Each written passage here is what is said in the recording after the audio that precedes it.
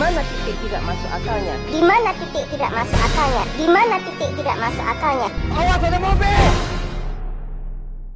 Film yang mengharuskan penontonnya untuk tak menggunakan otak saat menontonnya ini dibuka lagi dengan Mona yang kala itu sedang nyapu. Lalu datanglah tetangganya dengan motor barunya sehingga membuat Mona iri. Ya udah Bu, aku masuk dulu ya Bu. Lah, ini tetangga ngapain parkir depan rumah Mona, kocak? Saat itu Mona pun langsung memanggil suaminya yang kita kenal sebagai Agus, di mana Mona bilang bahwa tetangganya baru aja beli motor baru. Punya motor baru, udah gitu motornya keluaran terbaru lagi Mas. Tapi jika kita lihat bentukan ini motor, barunya di mana Bambang? Tuh lihat dekil bet dibilang baru. Lagian sejak kapan motor baru langsung dapat plat motor? Ngapain nih parkir-parkir depan rumah saya, hah? Bilang aja mau pamer. Buset, panas, gurun Sara panas. Alhasil karena melihat tetangganya punya motor baru, si Agus dengan cangkem sok kayanya langsung bilang kalau ia akan membelikan Mona motor baru cash tanpa kredit. Asik, mau jual ginjal lu Gus. Ngapain kita liatin motor-motor jelek kayak gini? Kredit lagi. Keseharian si Agus yang sok kaya ini ternyata hanyalah sebagai buruh, sedangkan keseharian si Mona yang sebelumnya punya penyakit VOC, sekarang ia malah punya penyakit baru yaitu penyakit murah banget. Emangnya kalau misalkan beli sayuran yang di bawah 5.000 nggak sakit perut ya? Nah, itulah murah bangetnya. Yaelah, gaya bet lu Mon.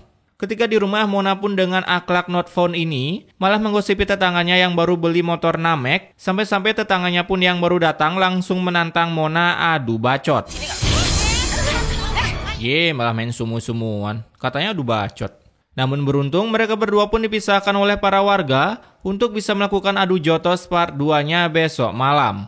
Nah, ketika malam harinya saat si Mona datang ke masjid, bukannya untuk menghapus dosa, di sana ia malah GB dosa lagi dengan menggunakan penyakit murah banget. Ini belinya di mall. Ya walaupun harganya setara sama emas. Buset, udah cocok kali tuh cosplay jadi Indra Kentaki. Kalau bukan karena dia di acara pengajian, udah aku rusakin bajunya. Oh, ternyata Mona punya penyakit kriminal juga toh.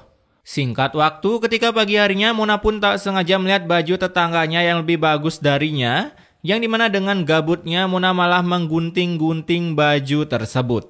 Ini orang kenapa coba?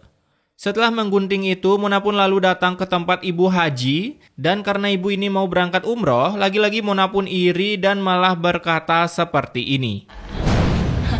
Umroh hasil nyuri aja bangga. Emang ya penyakit iri tuh susah banget dicontrol. Nah, karena si Mona ini menggunakan cangkem VOC-nya lagi, alhasil para figuran yang entah di mana akhlaknya dengan easy peasy langsung percaya. Pantesan dia langsung beli mobil. Ini para warga level berapa sih imannya? Gampang kali percaya. Dan karena fitnah dari si Mona, berita itu pun langsung menyebar. Bahkan saat si ibu haji ini akan membeli sayur, ia mendengar langsung figuran yang gak ada akhlak ini menggosipinya dengan bilang kalau uangnya hasil dari nyuri. Kemudian di tempat kerja Agus, teman-temannya yang baru aja panen sayur dan baru aja berniat menjual sayur itu, si Agus malah langsung mengultinya. Kebun gua jadi nggak bagus kayak gini, jadi gagal panen, pasti gara-gara kalian kan? Pasti memang kalian yang ngelakuin. Ini orang punya masalah hidup apa coba? Orang lewat doang bisa nuduh gitu.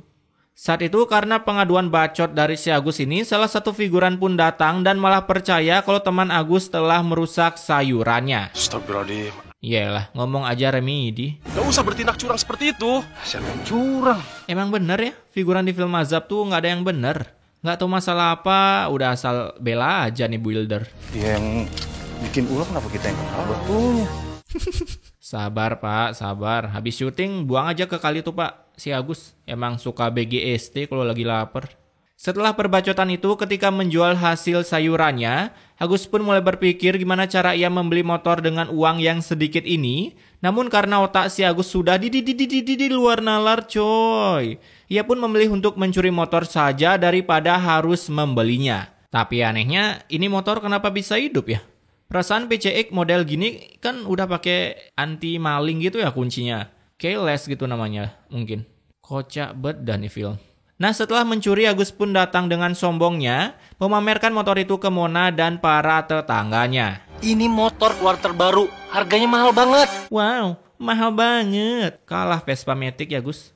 Kemudian saat si Mona lagi jalan-jalan, ia pun nyamperin satu geng emak-emak pecinta film Azab dan mengajak mereka untuk ikutan arisan. Tapi karena salah satu emak nggak punya duit, cangkem family friendly dari Mona langsung aktif. Emangnya nggak punya duit itu ya? Miskin banget apa? Setelah mengchicken dinerkan hati salah satu emak, sore harinya Mona pun langsung melakukan arisan sambil meminum segelas marjan yang padahal bukan bulan puasa. Ditambah lagi di sana ia lagi-lagi GB dosa dengan menggosipi tetangganya yang baru aja beli motor Namek.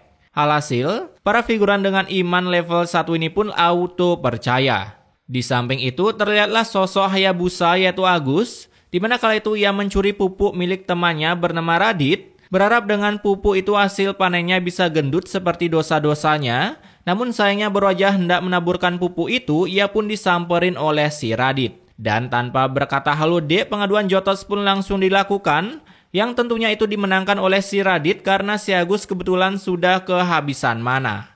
Nah, ketika sampai di rumah, si Cepu ini pun langsung mengadu ke istrinya, hingga Mona pun langsung naik tensi dan langsung OTW ke rumah si Radit.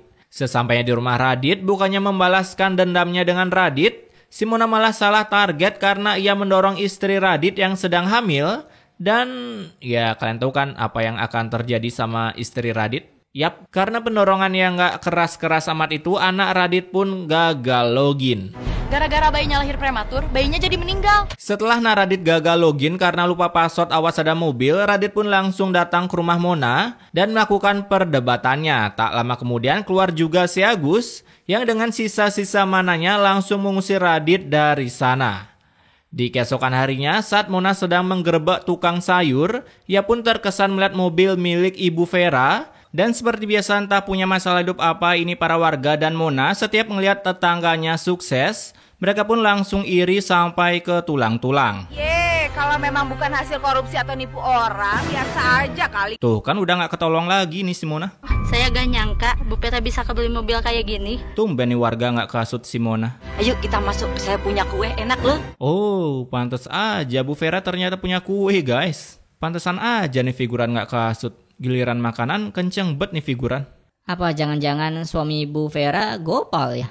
Ketika pulang, Mona pun langsung cerita ke si Agus, di mana ia bilang kalau Bu Vera punya mobil, ia juga harus punya mobil agar nggak kalah saing. Alhasil dengan gebleknya, si Agus malah ngomong seperti ini. Aku janji sama kamu, aku pasti beliin kamu mobil baru. Kan nggak sadar diri kali nih orang. Motor kemarin aja hasil maling. Itu pun hoki seumur hidup dipakai sampai nggak kedetek sama polisi. Nah, di malam harinya, untuk bisa membeli mobil, Agus pun harus bekerja part-time sebagai Hayabusa dan mencuri segepok emas dan sekresek uang. Gila, gampang bet kerjanya. Alhasil, hanya bermodalkan kerjaan part-time di satu malam itu saja, Agus pun langsung bisa membeli sebuah mobil. Dan lagi-lagi, dimanapun ada barang baru, di sana juga ada si emak ini. Dimana-mana nongol aja nih orang. Kerja kek, apa kek, ngerumpi doang. Bagi rahasianya dong. Rahasianya itu ya kita rajin menabung. Itu mah nggak rahasia lagi. Orang goblok juga tahu kalau nabung bisa beli barang. Saya ngerti, soalnya ibu-ibu ini nggak ada aura-aura bakal jadi orang kayanya. Aduh, sakit. Pulang bu, pulang. Udah nggak cocok temenan sama Mona. Namun baru aja beli mobil, keesokan harinya ia pun didatangi oleh debt kolektor muka bebelak. Karena ternyata si Agus beli mobil dengan cara kredit bukan cash. Mamam kan? Lihat nih muka bapak yang kiri. Dalam hatinya pasti lagi mikir, sialan gue gak dapet dialog lagi. Setelah membayar cicilan itu, Mona pun langsung mencari Agus ke tempat kerjanya dan dengan mulut seperti toa, ia pun langsung marah-marah ke si Agus. Kala itu karena mengetahui cicilannya udah nunggak, si Agus pun ngebantu temannya buat jual mobil Avanza turbonya dengan harga murah karena kebetulan mesin-mesin mobil itu sudah rusak. Kebetulan lagi ada tetangganya yang gak tahu mobil mau membeli mobil itu dengan secara nyicil hingga Agus pun berhasil mendapatkan uang untuk membayar cicilannya. Tapi baru aja GB dosa karena jual mobil rusak, di rumah dipus lagi dosa sama si Agus. Pak Yasin itu orang miskin, gak usah minjem-minjem uang lah. Sangat-sangat family friendly sekali. Singkat waktu ketika si Agus bekerja, ia pun malah salah server dengan memanen sayur milik orang lain, goblok. Dan kejadian itu pun berhasil dilihat oleh figuran yang satu ini. Hingga saat Agus pulang ke rumah, Agus pun langsung digerebek oleh para warga. Ada Ari Kriting ya? Dan tanpa salam dari Binjai, si bapak ini yang punya kebun langsung menggedik congor Agus karena sudah memanen sayur di kebun miliknya. Merasa tak terima dengan penggedikan yang dilakukan oleh bapak ini, keesokan harinya Agus pun mengutus skuad ML yang sudah top kabupaten ke rumah bapak yang mengediknya untuk balas dendam. Lah kok pulang? Weh, baru juga datang. Nah, di sisi lain saat Simona ingin menyeduh segelas Titan, ia pun tanpa sengaja malah langsung meminum minuman itu yang padahal udah tahu panas. Goblok emang. Dan karena inilah, si Agus yang awalnya push rank harus AFK untuk mengantar Simona ke rumah sakit. Dimana saat di perjalanan mobil turbo yang dikendarai oleh Agus pun tiba-tiba mati total. Lalu saat si Agus berniat memperbaikinya, mobil itu pun meletup dengan Mona yang ada di dalamnya. Buset, real banget cuy apinya. Realistis banget. Yang bilang editan fix, luar sungkem sama ikan terbang. Alhasil karena api yang dipakai saking realistisnya, Mona dan Agus pun pastinya langsung ke Bennett. Saat itu juga si Ari Ginting yang memiliki skill menentukan kematian orang, ia pun dengan 2 jarinya langsung menyatakan bahwa si Agus meninggal dengan posisi mulut seperti ingin menyedot alam semesta.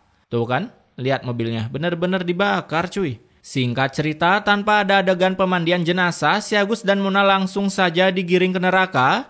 Tapi saat di perjalanan mereka pun tak sengaja ditabrak oleh Johnson Skin Carry hingga jenazah Agus pun bersembunyi di bawah mobil. Dan setelah beberapa abad mengeluarkan jenazah si Agus, mereka pun bisa melanjutkan perjalanan dan sampai juga di pemakaman. Di mana Bro Ajamu mengubur si beban kehidupan ini, sebuah ulti Vale pun keluar, ditambah kekuatan Eudora yang mengulti sebuah tiang listrik bohongan. Dan tiang listrik bohongan itu pun langsung jatuh meng-smackdown jenazah si Agus dan juga si Mona. Tak sampai di sana saja, lagi-lagi sebuah ulti Mino juga keluar yang membelah bumi, buset real banget. Sehingga karena kejadian ini para warga pun gak jadi mengubur mereka berdua karena kondisinya seperti ini. Gila, keren banget. Bumi bisa kebelah gitu. Oke, pesan Immortality Combatnya di sini, jika kalian memiliki teman yang suka fitnah dan kebetulan ada tetangga kalian yang berusaha dihasut, coba deh tawarin kue ke tetangga kalian karena di film ini, saya melihat Bu Vera yang nawarin kue buat para tetangganya ternyata bisa meredakan panas dalam, iri dengki, dan sariawan. Oke, stay wak-wak guys.